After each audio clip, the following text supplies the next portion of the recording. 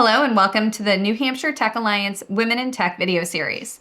My name is Shannon Herman. I'm a senior recruiting manager for Alexander Technology Group, and I'm also honored to serve on our board of directors for the New Hampshire Tech Alliance. One of the most important things we strive to do here at the New Hampshire Tech Alliance is to spotlight innovative companies and people throughout our state. The Women in Tech video series is part of our Tech Women, Tech Girls initiative. Today, I'm joined by Paige Yeater, the Director of Security and Engineering for Mainstay Technologies. Welcome, Paige. Hi, thanks. Can you share a little bit about what you do for Mainstay? Sure. So Mainstay Technologies is an IT and cybersecurity firm. We do IT and cybersecurity work for our clients, primarily in New Hampshire, but mostly northern New England. My role with them is to look out for our security posture, as well as our client security posture, and make sure that we are supporting our clients, their security, technical projects, that kind of thing. Excellent. Well, thank you for joining us. Sure. Thanks for having me. So we'll start with the first question here, which is what inspires you to actively promote inclusivity, diversity in the technology sector, particularly for women, and how has this commitment maybe impacted your leadership style? Yeah. So I think, every generation of women, we make it a little easier for the next generation. And I think we need to do the same for the future generation of women.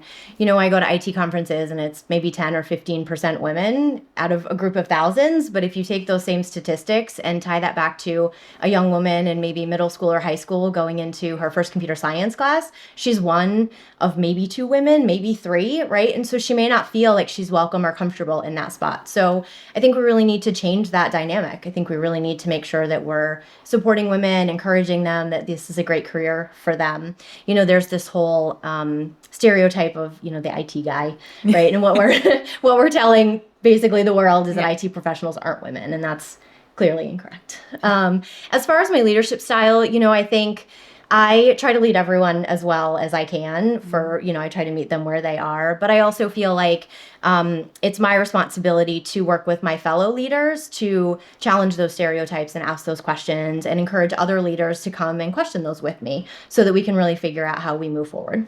Absolutely. And I love that you mentioned the stereotypical IT guy with the headphones and coding. Yeah. I think it is so important to show that there's so many more facets of tech and it's growing every single day as far as what your job could look like and, teaching those behind us in the students of today, what is possible as they're going forward. Yeah, for sure. Excellent. So throughout your career, have there been moments that you've learned something that you wished you could go back and either share with your younger self or you make a note and you want to share it with maybe a female that you're mentoring today? Yeah. So I think there's probably a couple things. The first one is that, if you are passionate about something, if you're excited about something and you want a seat at that table, go for that seat.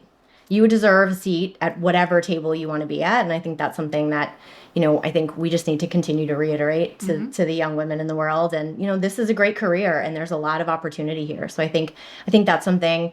I think the other thing that I would say is that, your path is very unlikely to be linear. This is something that we talk about a lot. My path has not been linear. My path has been up, down, around, but I think that has helped me get where I am and helped me figure out and find my passions and allow me to really flourish in a career that, 15 years ago, I never would have thought would have been a good fit for me. But because I was willing to take those steps and take those risks, it helped me get where I am today. So I think that's a big thing. In the technology space, one of the things that I see a lot of is that a lot of very technical professionals don't have a lot of really good business understanding. Yeah. So I think it's super important for anyone coming up in a technical career to really focus on some of those business basics as well, because very technical people who don't understand business are going to have a really hard time talking to business leaders and helping them understand why the technology matters. So that is a really important piece that I think we need to continue to focus on. And so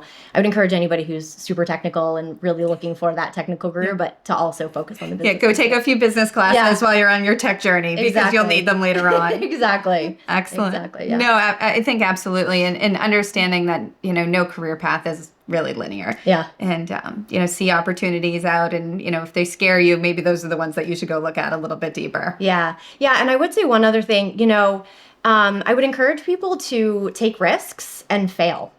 That sounds so That sounds so silly to say out loud, but I really would. I would encourage people to fail, because when you fail, you learn. As long as you pick yourself up and keep going, you learn a lot of things. And so I would encourage people to take risks, calculated risks, obviously. And they're, in their career and try new things. So yeah. If you're not pushing those boundaries, you're not growing. Exactly. So. Exactly. Yeah. Excellent. Well, as far as what we're looking ahead now, so, what do you think your vision would be for future tech women, or what the industry will look like going forward? Yeah. I think we could probably all agree that the world's not getting less technical. Yes, fair enough. With the advent of AI, right? We're just sort of rocketing towards this very, very technical world. And I think that what I would love to see in, 15 years, or what I would love to see when my daughter is in her professional years, I think that I want to see gender parity. I want to see just as many women going into tech careers as men. I want to see just as many leadership books written by women as written by men.